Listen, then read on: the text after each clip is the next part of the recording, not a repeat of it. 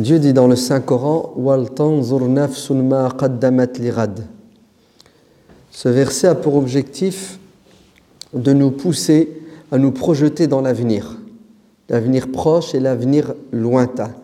Parce que le propre d'un être humain intelligent, c'est de prévoir, c'est-à-dire de s'imaginer le pire pour l'éviter et s'imaginer ce qu'il y a de mieux pour essayer de le réaliser.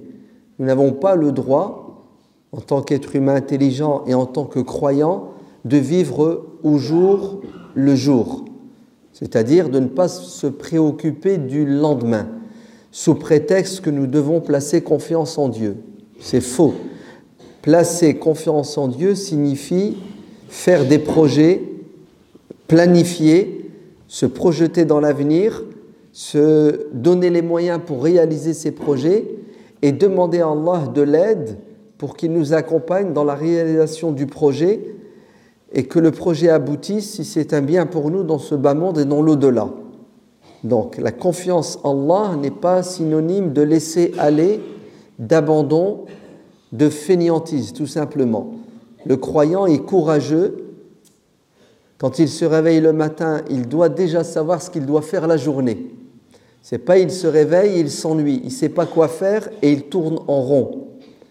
Celui qui ne sait pas ou qui ne cherche pas à savoir ce qui va se passer radan est quelqu'un qui va souffrir radan. Allah dit wal tanzur nafsun ma qaddamat lighad, c'est-à-dire faites attention, la vie n'est pas éternelle, vous allez mourir, vous allez être ressuscité, vous allez rendre des comptes. Donc projetez-vous le plus loin possible, c'est-à-dire à des milliers d'années. C'est pas qu'on doit seulement penser à l'année 2020, à l'année 2030, 2050. Non, on doit penser à l'année, je ne sais pas quand sera le jour de la résurrection. En tout cas, ce n'est pas pour demain, mais on doit l'avoir à l'esprit en permanence. Allez, vous vous rendez compte, il nous est demandé de vivre sur terre pour un futur lointain. Allez, tu vis, tu as les pieds sur terre, mais tu as le cœur, l'esprit branché sur quoi ? Sur le paradis, l'enfer. Tu dois tout faire pour aller au paradis et éviter l'enfer à tout prix. Donc, le vrai croyant intelligent, c'est celui qui a des soucis. Son souci, c'est de plaire à Allah et de ne pas lui déplaire. Mais c'est aussi celui qui se projette dans l'avenir. Car s'il ne calcule pas, il ne se projette pas, il va subir le temps, il va subir sa vie dans la société. C'est-à-dire, il va être sous pression et il ne sera pas libre de faire ce qu'il veut.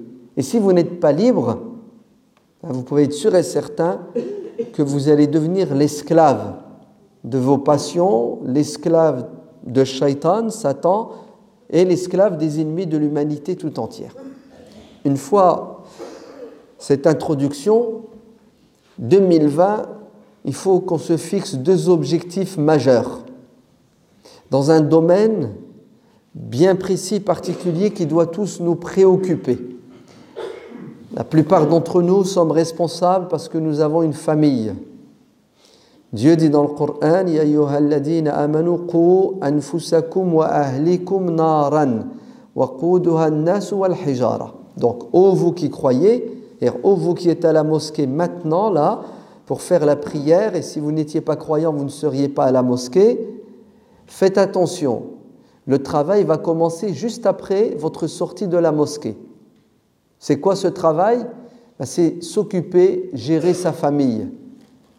Donc, l'éducation de nos enfants, c'est quelque chose qui doit nous préoccuper en permanence. Comme nous avons le souci de venir à la mosquée pour faire le Jumu'ah parce que c'est obligatoire, préserver nos enfants de toute forme d'égarement, c'est 1000 fois plus obligatoire. Car le Jumu'ah, c'est une fois dans la semaine.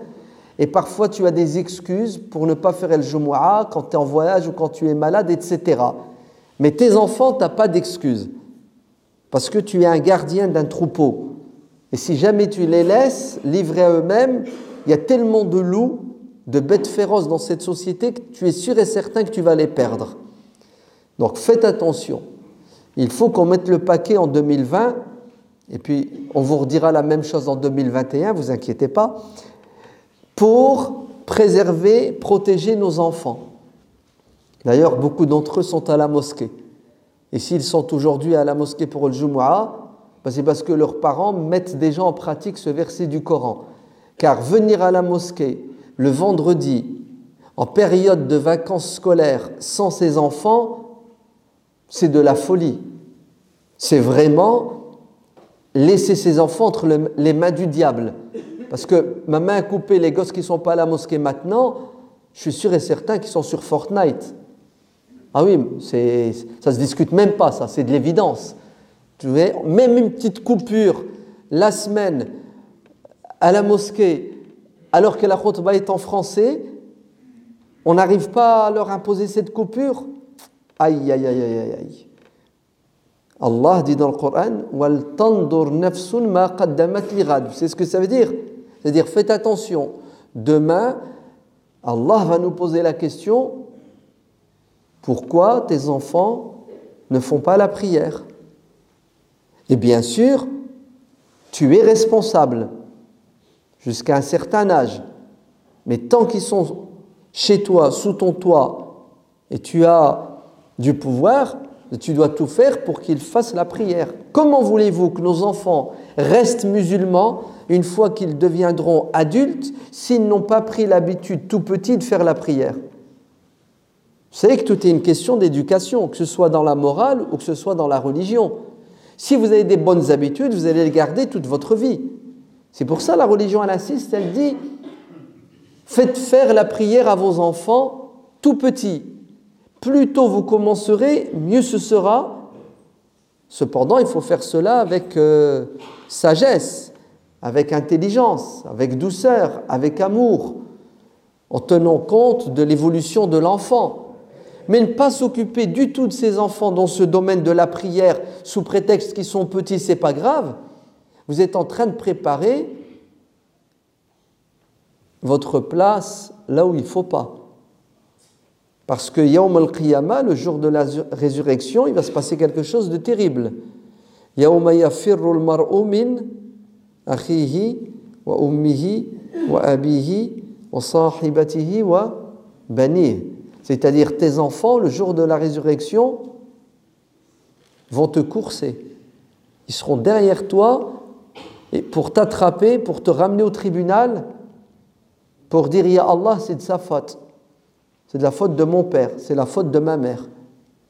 Ils n'ont rien fait pour que je sois musulman. » Bien sûr, le père et la mère vont se défendre en disant « Si, on les déposait à la mosquée le dimanche à 10h, on les reprenait à 13h. » Allez, comme si la mosquée suffisait pour éduquer ses enfants dans la spiritualité, dans la prière. Vous vous trompez. La mosquée est là pour nous aider, pour nous accompagner. Le gros du travail doit être fait où et quand? À la maison et tout le temps.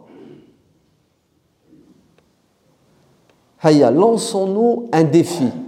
Essayons en cette année 2020 de rattraper le retard et de réparer les dégâts que nous avons commis jusqu'à aujourd'hui. On fait comment pour que nos enfants, Inch'Allah, à partir de maintenant, trouvent un certain plaisir à faire la prière. Je ne vais pas vous donner la recette miracle parce qu'elle n'existe pas. En tout cas, il y a une recette réelle, pragmatique. Je pense que si vous faites l'effort, à deux, papa et maman, si vous demandez conseil à des gens qui ont des enfants un peu plus âgés, vous allez trouver les réponses. Si vous utilisez bien Internet aussi, vous allez trouver les réponses. C'est possible de faire aimer la prière à nos enfants. Allez, c'est possible de faire grandir nos enfants dans la pratique de la prière. Vous savez pourquoi c'est possible? Parce que si c'était impossible, Dieu ne nous aurait pas demandé de le faire. Et Allah ne nous demande pas l'impossible. Ouais, je sais, vous allez dire c'est difficile. Ah oui, entrer au paradis, c'est difficile. L'enfer, c'est un peu plus facile, l'enfer. Ouais. Si vous voulez l'enfer, laissez vos enfants sur les réseaux sociaux, sur Internet. Ouais. Là, c'est direct l'enfer. Huffati an-nar bi ash-shahawat. Ouais. L'enfer est entouré des plaisirs malsains. Et malheureusement, ces plaisirs-là nous attirent. Le paradis, lui, il y a des obstacles. Ah, il y a un peu plus de galère pour y entrer, mais ça vaut le coup. Il vaut mieux galérer 40 ans sur terre et aller au paradis que de s'amuser sur terre comme une cigale et de finir en enfer parce que la vie, elle passe très vite. Bon, je vais vous donner un petit tuyau pour que vos enfants fassent la prière. C'est tout simple. Ne faites jamais la prière seule. C'est un non-sens que d'être à la maison et de prier seul dans son coin. La prière doit se faire en groupe à la maison. Tu dois prier avec ton épouse, tu dois prier avec tes enfants. Et cette prière doit être un moment de rencontre, un moment d'échange, un moment de transmission, de sentiments. Tu dois exprimer ton plaisir, ton bonheur, ta satisfaction lorsque tu pries avec ta femme et tes enfants. Tu restes l'imam, c'est réel. Et si la femme est seule à la maison avec ses enfants, elle ne doit pas prier seule. Elle prie avec ses enfants et ça sera elle l'imamette. Vous avez vu les femmes? Pas besoin de chercher à faire l'imam à la mosquée, on a déjà, mais alhamdoulilah. À la maison, faites l'imam avec vos enfants, les femmes. Ouais? Ne priez pas toutes seules. Priez avec vos enfants, mettez-les à vos côtés, et quand ils finissent la prière, vous les récompensez à la mesure, à la hauteur de la prière qu'ils ont faite. Plus ils sont sérieux dans la prière, plus ils respectent la prière, plus la récompense sera grande. C'est une façon de faire. Non, ce n'est pas une façon de faire. Vous êtes obligé de faire comme ça. C'est obligé. C'est pas tu dis à ton gosse, fais la prière et tu le laisses. Ou bien, tu as fait la prière et s'il n'a pas fait, tu utilises la violence. Non, ça ne marche pas comme ça. Tu dois être un modèle et un exemple et tu dois les accompagner pour que la prière se fasse avec plaisir dans une ambiance. Il faut créer une ambiance. Oui, puis il faut prier. Ah oui, un petit conseil, chaque fois que vous mettez la tête par terre, si vous devez demander quelque chose à Allah, c'est « Ya Allah, donne-moi la force pour que je sois un vrai imam pour mes enfants, pour que ce soit des vrais musulmans qui prient. » Parce que des enfants qui ne prient pas, aïe, aïe, aïe, aïe, ça commence très mal. Ou plutôt, des enfants qui prient mal, faites attention, ça finit mal. En fait, tu sais ce qu'il faut. Il faut parler à nos enfants et leur expliquer la religion tous les jours, en leur parlant du paradis, en parlant aussi de l'enfer, en leur parlant des musulmans qui font le bien. Et vous commencez par les prophètes, vous commencez par les sahaba, vous commencez par les illustres personnages pour que nos enfants aient des modèles et des exemples. Je vais donner un exemple tout bête et tout simple. Moi, je suis sûr et certain, vous pouvez demander à n'importe quel petit musulman de France et de Navarre qui est l'abbé Pierre, il le sait. Qui est Mère Teresa, il sait qui est-ce. Sœur Emmanuel, il sait qui est-ce. Qui est Coluche, les restaurants du cœur, il sait qui est-ce. Toutes ces personnes qui ont fait beaucoup, beaucoup de bien pour l'humanité, pour les déshérités, nous les connaissons. Pourquoi? Parce qu'on nous en parlait et puis encore aujourd'hui, on voit les traces de leurs biens. Par contre, demandez aux petits musulmans qui est Abdelrahman Smith. Demandez-leur. 99,99% des petits musulmans, et là, je donne ma main à couper, et je rajoute l'autre main. 98,9% des adultes, des parents, des musulmans ne savent pas qui est Abdelrahman Smith. Ils ne savent pas. On ne sait pas. Comment voulez-vous ressembler à Abdelrahman Smith si on ne sait pas qui est-ce? Et c'est réel, Wallah, plus nos enfants vont grandir avec des repères, avec des modèles. Ouais. Allah a fait que des gens étaient exceptionnels. Il nous dit connaissez-les et essayez de les ressembler. Abdelrahman Smith, à lui tout seul, il a converti à l'islam en Afrique 2 millions de personnes. 2 millions de personnes sont devenues musulmanes directement, pas indirectement, grâce à ce musulman koweïtien médecin. 2 millions de personnes. Il a construit des milliers de mosquées, des milliers d'écoles, des universités, des hôpitaux. Si on fait la liste de ce qu'a fait Abdelrahman Smith, vous allez dire Mais il n'y a aucun compagnon qui a fait autant. Est-ce que vous vous rendez compte la grandeur et la puissance? Il est mort il y a quelques années, hein, et on n'est pas au courant. Eh bien, nos enfants n'ont pas de repères, ni à la maison avec des parents inconscients, insouciants, qui ne vont pas prier avec leurs enfants, qui ne vont pas discuter avec leurs enfants, qui ne vont pas regarder quelque chose d'utile. Il y a une émission sur Al Jazeera sur la vie d'Abdurrahman Smith. C'est vrai qu'elle est en arabe, mais vous pouvez traduire à vos enfants s'ils ne comprennent pas l'arabe.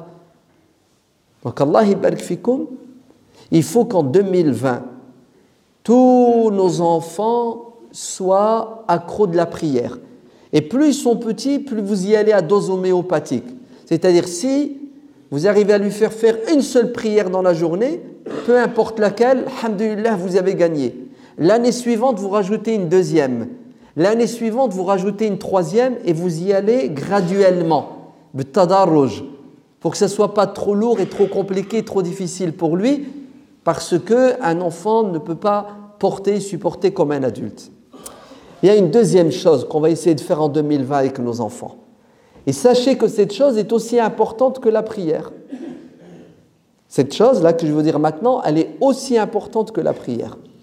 Vous avez tous un jour entendu parler du hadith du prophète alayhi salatu wassalam, qui dit que celui qui élève ses enfants dans le haram, c'est-à-dire qu'il les nourrit avec des choses illicites, haram, ben, ce corps qui s'est bâti dans le haram a beaucoup de chances de finir en enfer. Ouais. Donc faites attention à ce que vous donnez à boire et à manger à vos enfants. Vous savez qu'on mange 3, 4 fois par jour. Parfois 5, comme les 5 prières. Donc la consommation est aussi importante que la prière. Et d'ailleurs, comment se rapprocher d'Allah si tout est haram en nous? Les vêtements, la boisson, la nourriture, ce qu'on regarde, ouais, à la télé, sur le net. Oh, je suis sûr que vous connaissez le hadith de ce musulman qui voyageait. Il avait sa monture, sur sa monture il y avait à boire et à manger, et quand il s'est arrêté pour faire une pause, sa monture s'est barrée et il s'est retrouvé au milieu du désert, sans nourriture, sans boisson. Quand tu es coincé, tu n'as pas de réseau, ta batterie elle est morte, tu es plus ou moins sûr de mourir dans le désert. Vous savez ce qu'il a fait? Direct, il s'est branché sur Allah. Et c'est pour ça, Allah, on l'aime bien quand on est dans la misère et la galère. Vous avez compris? Mais en fait, Allah ne t'écoutera quand tu seras dans la misère et dans la galère que si et seulement si, quand tu n'es pas dans la misère et la galère, tu fais le bon musulman. Vous avez compris? C'est un investissement. Tu es droit, tu trouveras Dieu à tes côtés le jour où tu seras dans la difficulté. Vous savez qu'est-ce qu'a fait ce musulman? Il a levé les mains au ciel, il a dit « Allah, s'il te plaît, sauve-moi de cette galère. Il n'y a que toi qui peux me sauver. » Le prophète dit, comment voulez-vous qu'Allah l'exauce, c'est-à-dire lui donne ce qu'il veut, alors que sa nourriture est haram, ouais, ses vêtements sont haram, tout est haram en lui. Comment voulez-vous que nos enfants fassent la prière, aiment la religion, alors qu'on met dans leur estomac du haram? C'est pour ça, faites attention à ce que vous ramenez à la maison. Faites attention à ce que vos enfants mangent dehors. Et vous voulez un conseil? Ne laissez pas vos enfants manger dehors. Ne laissez pas vos enfants. C'est pas normal. Là. C'est devenu naturel aujourd'hui, c'est nos jeunes, je vais aller manger dehors. Mec, tu n'as pas de maison, tu as un SDF. Tu as une maison, tu as une demeure. Au moins, ce qui est à la maison, on est sûr que c'est halal parce que papa l'a ramené, maman l'a ramené. Et écoutez-moi bien, quand je parle du halal, je ne parle pas de la viande. Hein. Ça se discute même pas. Mais bon, la viande, ce n'est pas très compliqué. On connaît tous le boucher d'à côté. Ouais. Donc la viande, ça va. Le problème est réglé. Moi, je vous parle du reste. Ce qu'on achète dans les grandes surfaces. Ouais. Tu vas me dire, dans les grandes surfaces, on n'achète pas de viande. Alors, qui vous a dit que le haram, c'était uniquement dans la viande? Pourquoi? Vous ne savez pas qu'il y a 1001 aliments qui contiennent du haram? Mais on ne lit pas ce qu'il y a derrière. Déjà, c'est trop petit. Deuxièmement, pourquoi tu veux qu'on le lise? On fait confiance. On pense que le haram, il est uniquement dans le cochon et dans l'alcool. C'est pas vrai. Téléchargez une application qui s'appelle Yuka, Y-U-K-A.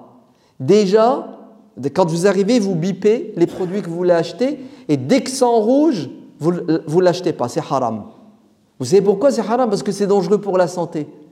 Cette application met des couleurs vert, orange, rouge. Rouge, tu perds ton permis, t'es mort. L'amende, c'est 4 points, 800 €. Non, c'est un cancer. C'est un cancer. 10 ans, 20 ans, 30 ans, tu bouffes de la malbouffe, tu finis à l'hôpital, tu finis au cimetière. Et ça coûte cher à la collectivité. La Sécu, elle est en faillite. Allah barik fikoum, il faut apprendre à manger halal. Et le halal doit être bon. Il ne doit pas être nocif, dangereux pour la santé. Donner à ses enfants tout ce qui bouge dans les grandes surfaces sous prétexte que c'est beau, c'est sucré, c'est bon, c'est tuer ses enfants à petit feu. Et la nourriture a un impact, ouvrez bien vos oreilles, sur le cerveau, donc sur le comportement des enfants. Beaucoup d'enfants aujourd'hui sont hyper actifs, hyper nerveux, dans l'hyper-émotion. Tout ça à cause de quoi? À cause de ces potions sataniques qu'ils boivent, ingurgitent, toutes ces boissons par milliers et toute cette pseudo-nourriture qui, à mon avis, si on savait ce qu'il y a dedans, on ne dépenserait pas un centime. Qu'Allah préserve et protège nos enfants de toute forme d'égarement, qu'il nous aide à les guider dans le droit chemin et qu'il nous donne la force pour que nous soyons des modèles et des exemples pour nos enfants.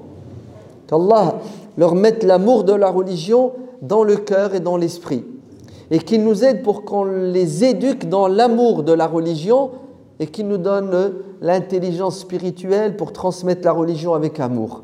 Amin wa alhamdulillahi rabbil alamin.